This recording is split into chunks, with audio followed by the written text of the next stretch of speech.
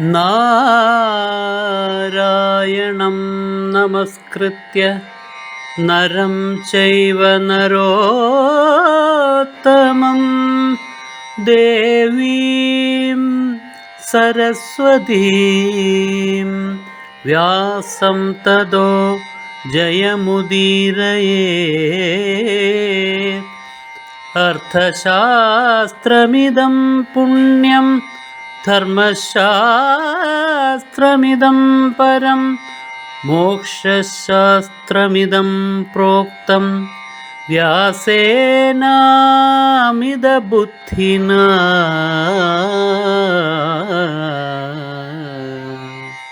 അല്ലയോ ദുര്യോധന, യുധിഷ്ഠിരനെ ഇവിടുന്ന് പറഞ്ഞയക്കാൻ ശ്രമിച്ചാൽ വിപത്താണ്, അതിനു വേണ്ടിയിട്ട് ചിന്തിക്കരുത്. അപ്പോൾ ദുര്യോധനൻ പറഞ്ഞു, ഇതൊക്കെ എനിക്കും അറിയാം, ഞാൻ ഇതെല്ലാം നേരത്തെ കണ്ടു, ഇതെല്ലാം കണ്ടിട്ട് അതിനുള്ളതായ പ്രതിവിധികളും ഞാൻ ചെയ്തിട്ടുണ്ട്. ഏറെ കാലമായിട്ട് അമാത്യന്മാരെ തന്നോട് സ്നേഹമുള്ളവരാക്കി തീർക്കാനും, ബന്ധുജനങ്ങളെ തന്നോട് സ്നേഹമുള്ളവരാക്കി തീർക്കാനും, നാട്ടുകാരെ തന്നോട് സ്നേഹമുള്ളവരാക്കി തീർക്കാനും വേണ്ടിയിട്ട് അനേകം പദ്ധതികൾ ദുര്യോധനൻ നടപ്പിലാക്കിയും വരുന്നുണ്ട്. അതാണ് ദുര്യോധനൻ പറയുന്നത്, ഏവമേ തന്മയാ താത ഭാവിതം ദോഷമാത്മനി.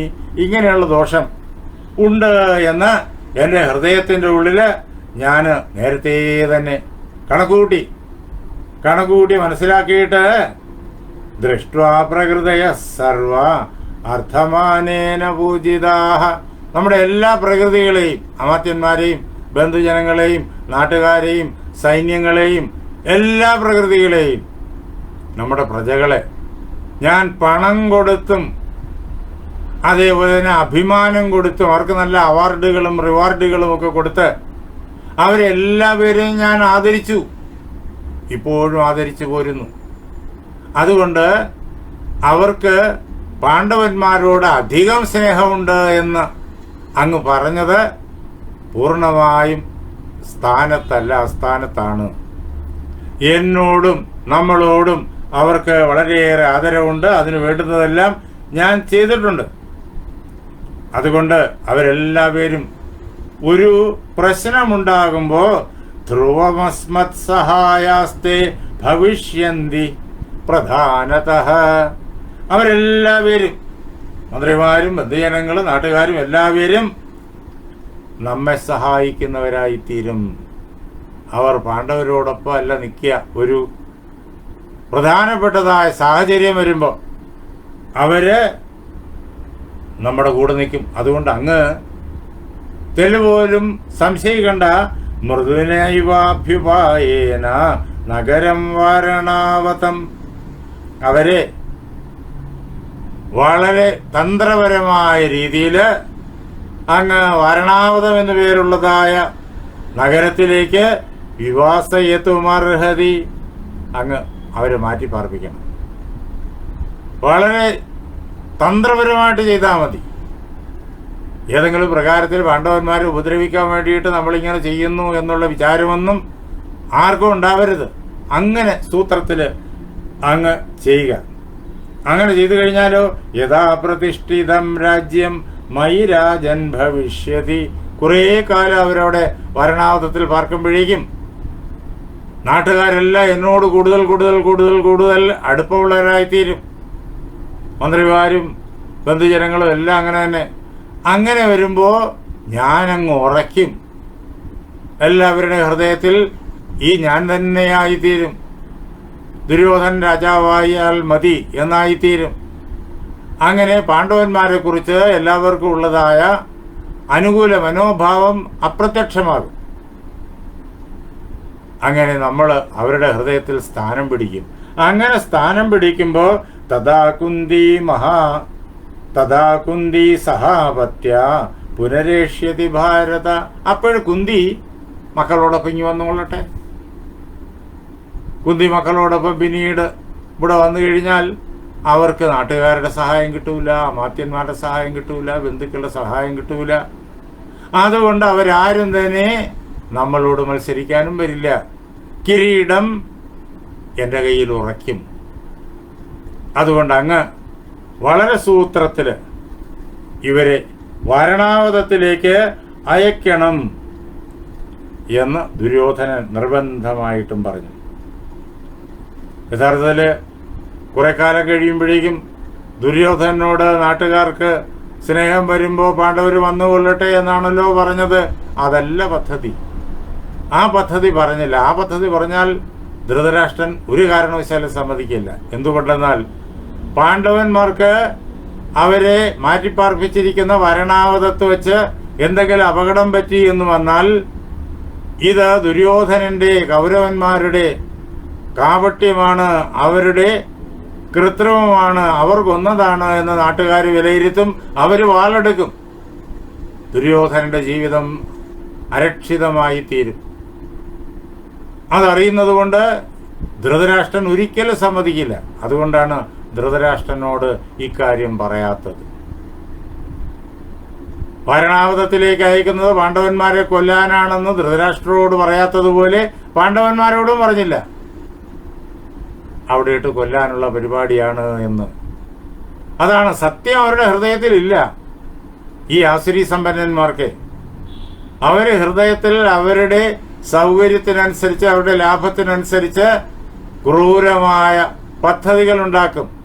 അത് നടപ്പിലാക്കാൻ വേണ്ടിയിട്ട് വളരെ മാന്യമായ പദ്ധതികൾ വെളിയിൽ അവതരിപ്പിച്ച് നടപ്പിലാക്കിക്കും. അത് പിന്നെ സംഭവിക്കുന്നത് ക്രൂരമായ പദ്ധതികളിലാണ്. പിന്നെ ആർക്കും ഒന്നും ചെയ്യാനും ആവില്ല. ഇതാണ് ന സത്യം തേഷു വിദ്യതേ. അവർക്ക് സത്യമില്ല. മനസ്സിലൊന്ന്, വാക്കിൽ വേറൊന്ന്, പ്രവൃത്തിയിൽ വേറൊന്ന്. ഇങ്ങനെ ദുര്യോധനൻ പറഞ്ഞപ്പോ ധൃതരാഷ്ട്രൻ പറഞ്ഞു, അല്ലയോ ദുര്യോധന, ദുര്യോധനമമാപ്യേതത് ഹൃദി സംപരിവർത്തതേ. അല്ലയോ ദുര്യോധന, നേരത്തെ തന്നെ എൻ്റെ മനസ്സിൽ അവരെ ഇങ്ങനെ ദൂരേക്ക് മാറ്റിപ്പാർപ്പിച്ചു കഴിഞ്ഞാൽ ഈ രാജ്യത്തിലെ ജനങ്ങൾ നമ്മുടെ പക്ഷത്തായി തീരുമെന്നുള്ള വിചാരം എനിക്കുണ്ടായിരുന്നു. ഞാനിത് നേരത്തെ വിചാരിച്ചതാണ്. അതാണ് ധൃതരാഷ്ട്രന്റെ മനസ്സ്. ധൃതരാഷ്ട്രന്റെ ഉള്ളിൽ സകല കാപട്യങ്ങളുമുണ്ട്. പക്ഷേ പാണ്ഡവർ ബലവാന്മാരാണ് എന്നുള്ള കാര്യത്താലുള്ള ഭയം, അതാണ് കാപട്യങ്ങളെ പെട്ടെന്ന് നേരിട്ട് പ്രവർത്തിപ്പിക്കാൻ അദ്ദേഹം തയ്യാറാകാത്തത്. പക്ഷെ ദുര്യോധനൻ അങ്ങനെ തന്നെ അങ്ങോട്ട് പ്രവർത്തിപ്പിക്കാൻ വേണ്ടിയിട്ട് നിർബന്ധിക്കുമ്പോൾ ഇദ്ദേഹം അങ്ങ് തൻ്റെ ഉള്ളിലുള്ള ആ ആഗ്രഹത്തിനും വഴങ്ങി അങ്ങ് അത് നടപ്പിലാക്കി കൊടുക്കുന്നു. ഇതാണ് നേരത്തെ ഞാൻ ഇതൊക്കെ ചിന്തിച്ചതാണ്, പക്ഷേ അത് ഞാൻ പ്രവർത്തിപ്പിച്ചില്ല, വെളിയിലും വേണ്ടിയില്ല.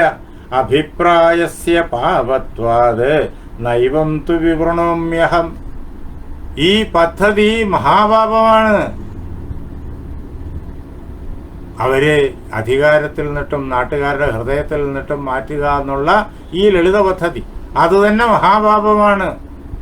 അവിടെയിട്ട് കൊല്ലുക എന്നുള്ള പദ്ധതി മിണ്ടിയിട്ടില്ല. അത് അങ്ങേയറ്റത്തെ പാപം. അത് പറയാത്തതുകൊണ്ട് ധൃതരാഷ്ട്രൻ അതിനെക്കുറിച്ചുള്ള അഭിപ്രായം പറഞ്ഞില്ല.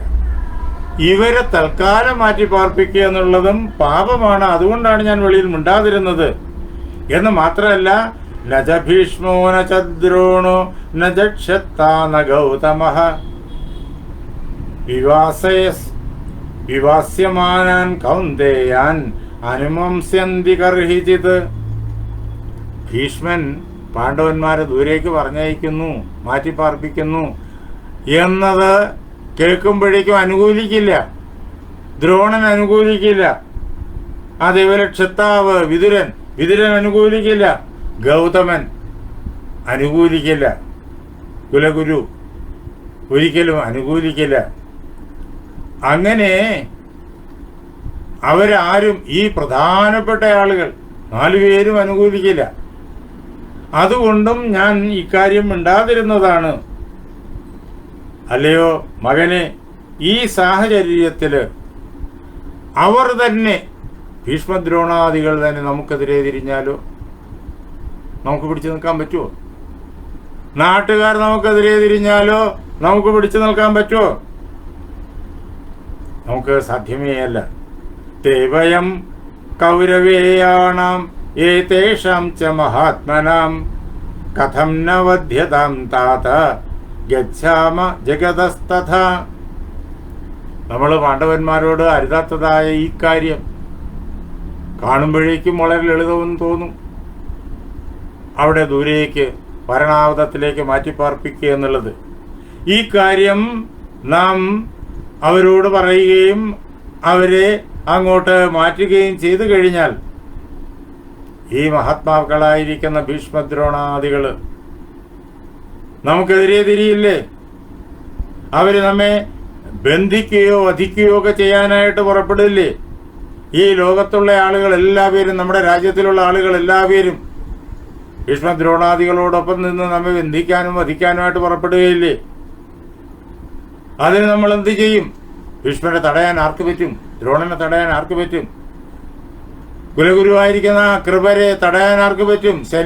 അതേപോലെ തന്നെ വിതുരൻ, ബുദ്ധിമാനായ വിതുരൻ, അയാൾ ആയുധം എടുക്കില്ല. പക്ഷെ അയാളുടെ ആ ബുദ്ധിയെ, അയാൾക്ക് സമൂഹത്തിലുള്ളതായ അംഗീകാരത്തെ, അതിനെ തടയാൻ ആർക്ക് പറ്റും? ഇതിനെന്ത് ചെയ്യും? അപ്പോ വിജയകരമായി ആർക്കും വിരോധം വരാത്ത രീതിയിൽ ഈ കപടതന്ത്രം നടത്തണം. അതാണ് ധൃതരാഷ്ട്രന്റെയും ആഗ്രഹം. അതാണ് അദ്ദേഹത്തിന്റെ ഉള്ളിലും. സത്യമില്ല.